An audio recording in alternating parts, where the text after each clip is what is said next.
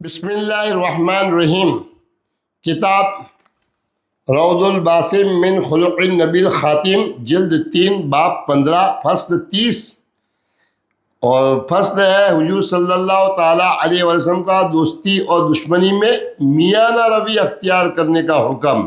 اس کا topic number 2، حضور صلی اللہ تعالیٰ علیہ وسلم کا فرض نماز میں لوگوں کی آسانی کے لیے تخفیف فرمانا، پیج نمبر 662 سے۔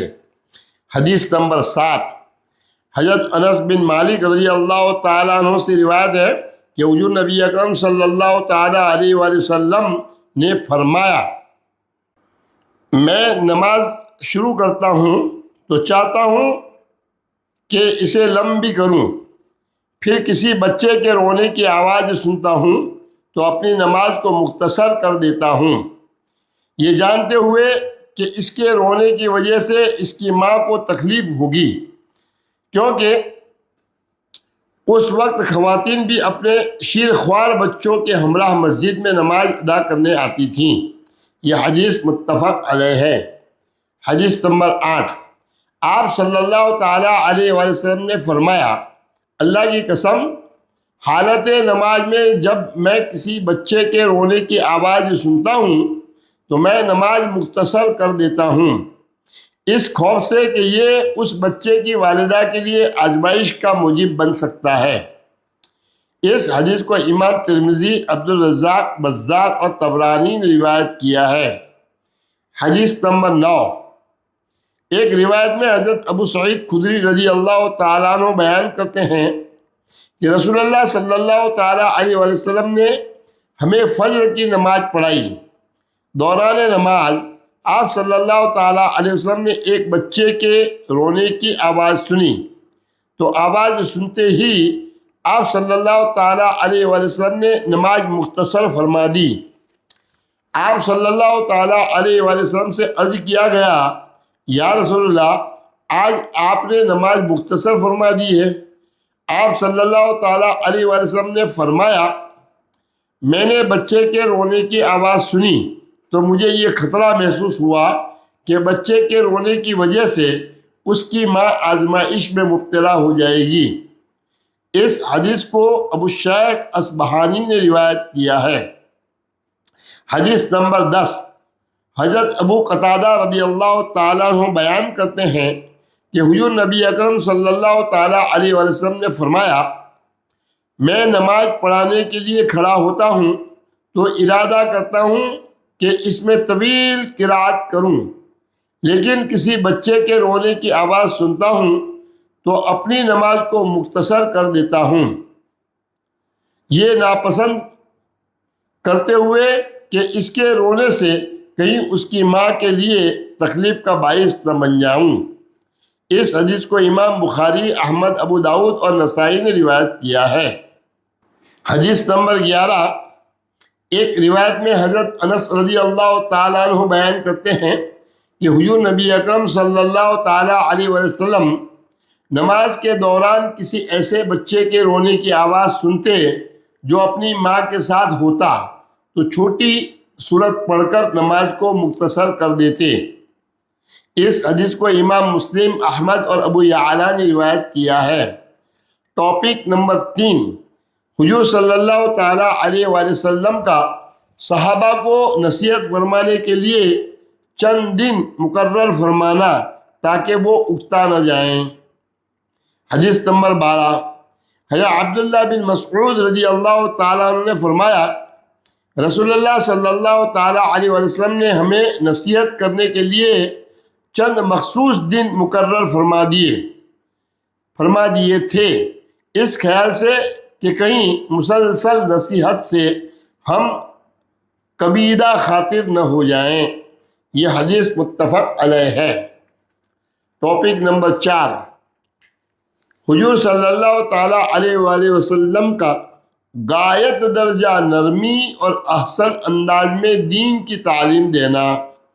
حدیث نمبر 13، امام حسن بصری سے مروی ہے، انہوں نے حضرت ابو بکر رضی اللہ تعالیٰ عنہ سے روایت کیا ہے، وہ بیان کرتے ہیں، وہ رسول اللہ صلی اللہ تعالیٰ علیہ وسلم کی طرف نماز پڑھنے کے لیے گئے۔ آپ صلی اللہ تعالیٰ علیہ وآلہ وسلم اس وقت رکوع میں تھے، اس لیے صف تک پہنچنے سے پہلے ہی انہوں نے رکوع کر لیا۔ پھر اس کا ذکر آپ صلی اللہ تعالیٰ علیہ وسلم سے کیا تو آپ صلی اللہ تعالیٰ علیہ وسلم نے فرمایا، اللہ تمہارا شوق اور زیادہ کرے لیکن دوبارہ ایسا نہ کرنا۔ اس حدیث کو امام بخاری، احمد، ابو داؤد اور نسائی نے روایت کیا ہے۔ حدیث نمبر 14۔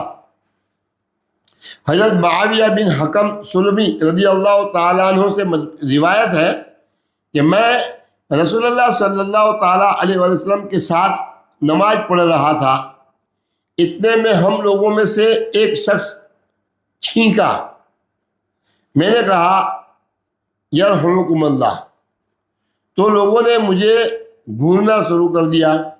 میں نے کہا کاش مجھ پر میری ماں رو چکی ہوتی، یعنی میں مر چکا ہوتا، تم کیوں مجھے گھورتے ہو؟ یہ سن کر وہ لوگ اپنے ہاتھ رانوں پر مارنے لگے۔ جب میں نے دیکھا کہ وہ مجھے چپ کرانا چاہتے ہیں تو میں چپ ہو گیا۔ جب رسول اللہ صلی اللہ تعالیٰ علیہ وسلم نماز ادا فرما چکے تو میرے ماں باپ آپ صلی اللہ تعالیٰ علیہ وسلم پر قربان ہوں کہ میں نے آپ سے پہلے نہ آپ کے بعد کوئی آپ سے بہتر سکھانے والا دیکھا۔ اللہ کی قسم، نہ آپ صلی اللہ تعالیٰ علیہ وسلم نے مجھے جھڑکا، نہ مارا اور نہ برا بھلا کہا۔ یوں فرمایا نماز میں دنیا کی باتیں کرنا درست نہیں، وہ تو تسبیح اور تکبیر اور قرآن مجید پڑھنا ہے، یا جو بھی آپ صلی اللہ تعالی وسلم کے الفاظ تھے۔ اس حدیث کو امام مسلم، احمد، نسائی اور دارمی نے روایت کیا ہے۔ حدیث نمبر 15۔ حضرت ابو امامہ رضی اللہ تعالیٰ عنہ سے مروی ہے کہ ایک نوجوان حضور نبی اکرم صلی اللہ تعالیٰ علیہ وآلہ وسلم کی خدمت میں حاضر ہوا اور عرض کرنے لگا، یا رسول اللہ، مجھے بدکاری کرنے کی اجازت دے دیجئے۔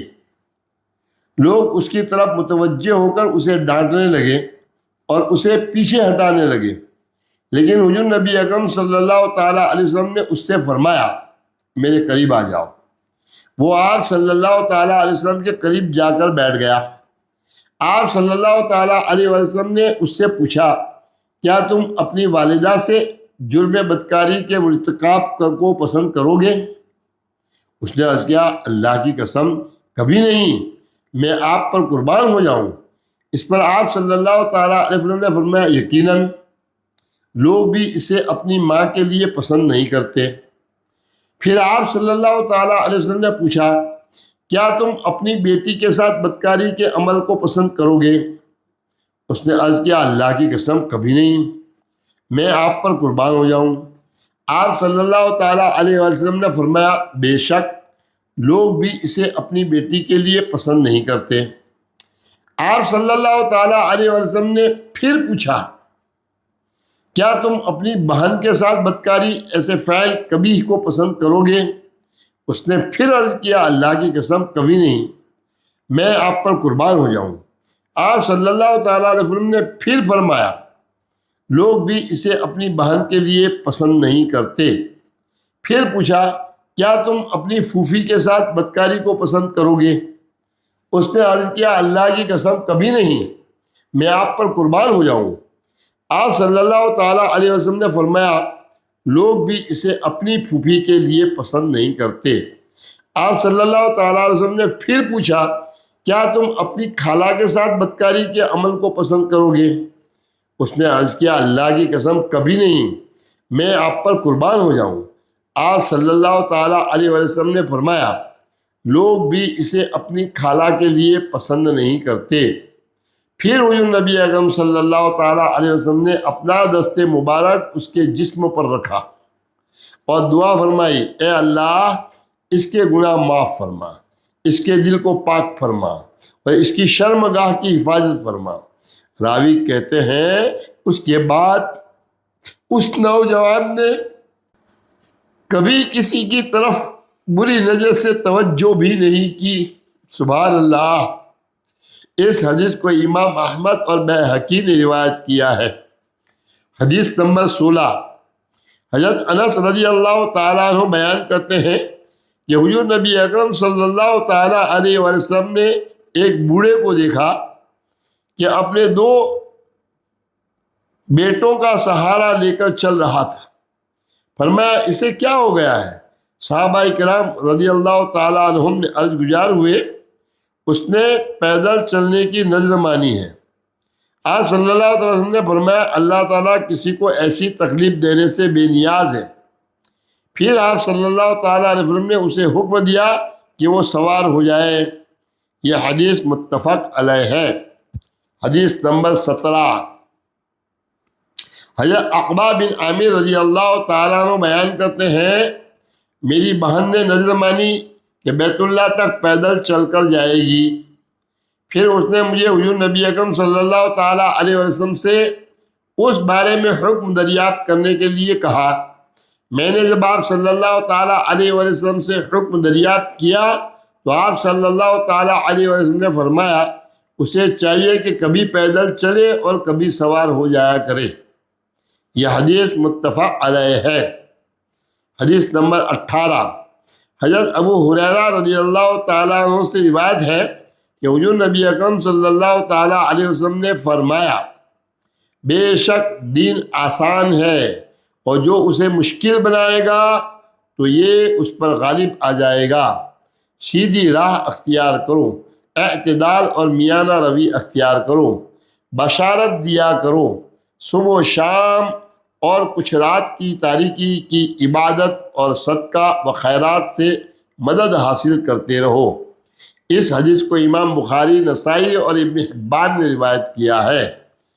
حدیث نمبر 19، حضرت ابو موسیٰ اشعری رضی اللہ تعالیٰ عنہ بیان کرتے ہیں کہ رسول اللہ صلی اللہ تعالیٰ علیہ وسلم جب اپنے صحابہ میں سے کسی کو کسی مہم پر روانہ فرماتے تو نصیحت فرماتے، لوگوں کو خوش کرو، انہیں متنفر مت کرو، لوگوں کے لیے آسانی پیدا کرو اور انہیں مشکل میں نہ ڈالو۔ اس حدیث کو امام مسلم، ابو داؤد، ابو یعلا اور ابو عوانہ نے روایت کیا ہے۔ حدیث نمبر 20، حضرت ابو ہریرہ رضی اللہ تعالیٰ عنہ سے روایت ہے کہ ایک اعرابی مسجد نبوی میں داخل ہوا اور اس نے 2 رکعت نماز پڑھی، پھر یوں دعا کی، اے اللہ مجھ پر رحم فرما اور محمد مصطفیٰ صلی اللہ تعالیٰ علیہ وسلم پر اور ہمارے ساتھ کسی اور پر رحم نہ فرما۔ حضور نبی اکرم صلی اللہ تعالیٰ علیہ وسلم اس کی طرف متوجہ ہوئے اور فرمایا تم نے وسیع چیز کو تنگ کر دیا۔ تھوڑی دیر بعد وہ مسجد کے ایک گوشے میں پیشاب کرنے لگا۔ لوگ اس کی جانب دبکے تاکہ اسے روکیں۔ حضور نبی اکرم صلی اللہ تعالیٰ علیہ وسلم نے لوگوں کو منع کیا اور فرمایا کہ تمہیں آسانی پیدا کرنے کے لیے بھیجا گیا ہے، تم تنگی کرنے کے لیے نہیں بھیجے گئے۔ اس پر پانی کا ایک ڈول بہا دو۔ اس حدیث کو امام احمد، ابو داؤد اور ترمذی نے روایت کیا ہے۔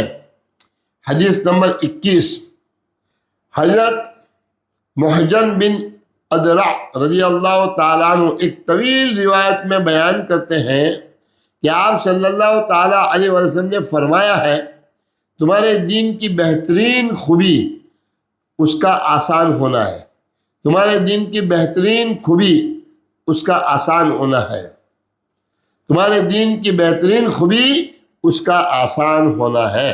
اس حدیث کو امام احمد اور طبرانی نے روایت کیا ہے۔ حدیث نمبر 22، حضرت عبداللہ بن عمر رضی اللہ تعالیٰ عنہ سے مروی ہے کہ ایک مرتبہ رسول اللہ صلی اللہ تعالیٰ علیہ وآلہ وسلم ان کے گھر تشریف لائے۔ آپ صلی اللہ تعالیٰ علیہ وآلہ وسلم نے فرمایا کیا تم ہی ہو جس کے متعلق مجھے بتایا گیا ہے کہ تم کہتے ہو میں روزانہ رات کو قیام اور دن کو صیام کروں گا؟ میں نے عرض کیا جی ہاں یا رسول اللہ، میں نے ہی کہا ہے۔ حضور نبی اکرم صلی اللہ تعالیٰ علیہ وسلم نے فرمایا تمہارے لیے یہی کافی ہے کہ ہر مہینے صرف 3 دن روزہ رکھا کرو، یہ ہمیشہ روزہ رکھنے کے برابر ہوگا۔ میں نے خود ہی اپنے اوپر سختی کی، لہذا مجھ پر سختی ہو گئی۔ میں نے عرض کیا میں اس سے زیادہ طاقت رکھتا ہوں۔ حضور نبی اکرم صلی اللہ تعالیٰ علیہ وسلم نے فرمایا پھر ہر ہفتے میں 3 روزے رکھ لیا کرو۔ میں نے مزید سختی کی، لہذا مجھ پر سختی ہو گئی۔ میں نے عرض کیا یا رسول اللہ میں اس سے بھی زیادہ کی طاقت رکھتا ہوں۔ آپ صلی اللہ تعالیٰ علیہ وسلم نے فرمایا پھر 1 دن روزہ اور 1 دن ناگا کر لیا کرو، یہ روزہ کا معتدل ترین طریقہ ہے، اور یہی داؤد علیہ السلام کا طریقہ صوم ہے۔ پھر حضور نبی اکرم صلی اللہ تعالیٰ علیہ وآلہ وسلم نے فرمایا تم پر تمہارے نفس اور تمہارے گھر والوں کا بھی حق ہے۔ راوی کہتے ہیں کہ پھر حضرت عبداللہ بن عمر رضی اللہ تعالیٰ عنہ اسی طریقے کے مطابق روزے رکھتے رہے حتیٰ کہ وہ بوڑھے اور کمزور ہو گئے۔ اس وقت وہ کہا کرتے تھے کہ اب مجھے حضور نبی اکرم صلی اللہ تعالیٰ علیہ وسلم کی طرف سے ملنے والی رخصت قبول کرنا اپنے اہل خانہ اور مال و دولت سے بھی زیادہ پسند ہے۔ اس حدیث کو امام احمد بن حنبل اور ابو نعیم نے روایت کیا ہے۔ فصل نمبر 31 یہاں مکمل ہوتی ہے پیج نمبر 673 پر۔ فصل نمبر 32 مضمون ہے انتہا پسندی اور تشدد اور غلو فی الدین سے اجتناب کی بابت تعلیم نبویہ۔ اسلام ایک ایسا آفاقی اور عالمگیر دین ہے جو نہ تو انسانوں کے مابین کسی قسم کی تفریق روا رکھتا ہے اور نہ ہی کسی تعصب کو ہوا دینے کی اجازت دیتا ہے۔ اسلام کسی بھی تفریق، تقسیم و تعصب کی دیوار اٹھانے کو جاہلیت سے تعبیر کرتا ہے۔ وہ معاشرے میں لسانی، الوانی، علاقائی اور نسلی تعصب کی دیواروں کو گرانے کا حکم دیتا ہے۔ ہمیں یاد رکھنا چاہیے کہ تعصب اور عصبیت کی کوکھ سے عناد، عداوت اور کدورت پیدا ہوتی ہے جو انسان کو متشدد، انتہا پسند اور غالی بناتی ہے۔ حجت الوداع کے خطبے میں ہادی عالم حضور نبی اکرم صلی اللہ تعالیٰ علیہ وآلہ وسلم نے فرمایا تھا کہ آج میں جاہلیت کی تمام مبنی بر عصبیت اقدار برسومات کے دائمی خاتمے کا اعلان کرتا ہوں اور انہیں اپنے پیروں تلے روندتا ہوں۔ اس لیے اسلام میں کسی بھی معاملے میں حد سے تجاوز کرنے سے منع کیا گیا ہے، خواہ وہ عبادات ہوں، معاملات ہوں یا زندگی کے دوسرے امور۔ آپ صلی اللہ تعالیٰ علیہ وسلم نے صحابہ کرام رضی اللہ تعالیٰ عنہم کو بھی میانہ روی اختیار کرنے کی خصوصی تاکید کی۔ الغرض جس امت کا طر امتیاز میانہ روی ہو وہ کبھی متشددانہ اعمال و افعال کو اختیار نہیں کر سکتی۔ قرآن۔ اعوذ باللہ من الشیطان الرجیم، بسم اللہ الرحمن الرحیم۔ وَكَذَلِكَ جَعَلْنَاكُمْ أُمَّةً وَسَطًا لِتَكُونُوا شُهَدَاءَ عَلَى النَّاسِ وَيَكُونَ الرَّسُولُ عَلَيْكُمْ شَهِيدًا۔ سورہ البقرہ آیت نمبر 143۔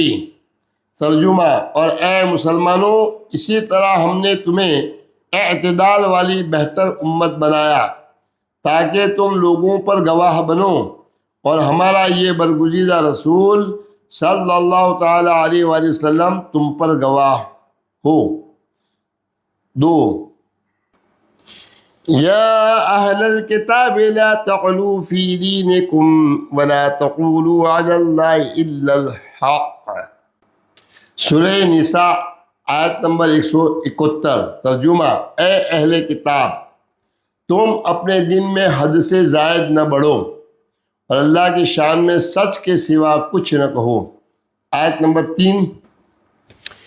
قل یا اہل الکتاب لا تغلوا فی دینکم غیر الحق ولا تتبعوا اہواء قوم قد ضلوا اضلوا من قبل واضلوا كثيرا وضلوا عن سواء السبيل۔ سورہ مائدہ آیت نمبر 77۔ ترجمہ، فرما دیجئے اے اہل کتاب، تم اپنے دین میں ناحق حد سے تجاوز نہ کیا کرو اور نہ ان لوگوں کی خواہشات کی پیروی کیا کرو جو بعثت محمدی صلی اللہ تعالیٰ علیہ وآلہ وسلم سے پہلے ہی گمراہ ہو چکے تھے، اور بہت سے اور لوگوں کو بھی گمراہ کر گئے، اور بعثت محمدی صلی اللہ تعالیٰ علیہ وسلم کے بعد بھی سیدھی راہ سے بھٹکے رہے۔ آیت نمبر 4۔ وَلَا تَجْهَرْ بِصَلَاتِكَ وَلَا تُخَافِتْ بِهَا وَابْتَغِ بَيْنَ ذَلِكَ سَبِيلًا۔ سورہ بنی اسرائیل آیت نمبر 110۔ ترجمہ، اور نہ اپنی نماز میں قرأت بلند آواز سے کریں اور نہ بالکل آہستہ پڑھیں، اور دونوں کے درمیان معتدل راستہ اختیار فرمائیں۔ آیت نمبر 5۔ والذین اذا انفقوا لم يسرفوا ولم يقتروا وكان بین ذلك قواما۔ سورہ الفرقان آیت نمبر 67۔ ترجمہ، اور یہ وہ لوگ ہیں کہ جب خرچ کرتے ہیں تو نہ بیجا اڑاتے ہیں اور نہ تنگی کرتے ہیں، اور ان کا خرچ کرنا زیادتی اور کمی کی ان دو حدوں کے درمیان اعتدال پر مبنی ہوتا ہے۔ آیت نمبر 6۔ وَالسَّمَاءَ رَفَعَهَا وَوَضَعَ الْمِيزَانَ أَلَّا تَطْغَوْا فِي الْمِيزَانِ وَأَقِيمُوا الْوَزْنَ بِالْقِسْطِ وَلَا تُخْسِرُوا الْمِيزَانَ۔ سورہ رحمان آیت نمبر 7، 8 اور 9۔ ترجمہ، اور اسی نے آسمان کو بلند کر رکھا ہے اور اسی نے عدل کے لیے ترازو قائم کر رکھی ہے تاکہ تم تولنے میں بے اعتدالی نہ کرو، اور انصاف کے ساتھ وزن کو ٹھیک رکھو اور تول کو کم نہ کرو۔ حدیث پاک ایک حضرت عائشہ صدیقہ رضی اللہ تعالیٰ عنہ سے روایت ہے کہ رسول اللہ صلی اللہ تعالیٰ علیہ وآلہ وسلم نے فرمایا، سیدھی راہ پر چلو اور اپنے اعمال میں میانہ روی اختیار کرو، اور یہ ذہن نشین کر لو کہ تم میں سے کسی کا عمل اسے جنت میں داخل نہیں کر سکتا۔ اللہ تعالیٰ کے نزدیک سب سے پیارا عمل وہ ہے جو ہمیشہ کیا جائے، اگرچہ وہ عمل بظاہر کم ہی کیوں نہ ہو۔ یہ حدیث متفق علیہ ہے۔ حدیث نمبر 2۔ حضرت عائشہ صدیقہ رضی اللہ تعالیٰ عنہ بیان کرتی ہیں کہ حضور نبی اکرم صلی اللہ تعالیٰ علیہ وآلہ وسلم ان کے پاس تشریف لائے جبکہ ان کے پاس ایک عورت موجود تھی۔ فرمایا، یہ کون ہے؟ وہ عرض گزار ہوئیں، فلاں عورت ہے۔ آپ اس کی بہت زیادہ نماز پڑھنے کا ذکر کرنے لگیں۔ آپ صلی اللہ تعالیٰ علیہ وسلم نے فرمایا، ٹھہرو، تمہاری طاقت کے مطابق تم پر عمل لازم ہے۔ خدا کی قسم، اللہ تعالیٰ تو نہیں اگتاتا، لیکن تم اگتا جاتے ہو، لہذا اعتدال اختیار کرو۔ اللہ تعالیٰ کو وہ عمل بہت پسند ہے جسے کرنے والا اسے ہمیشہ مداومت کے ساتھ کرتا رہے۔ یہ حدیث متفق علیہ ہے۔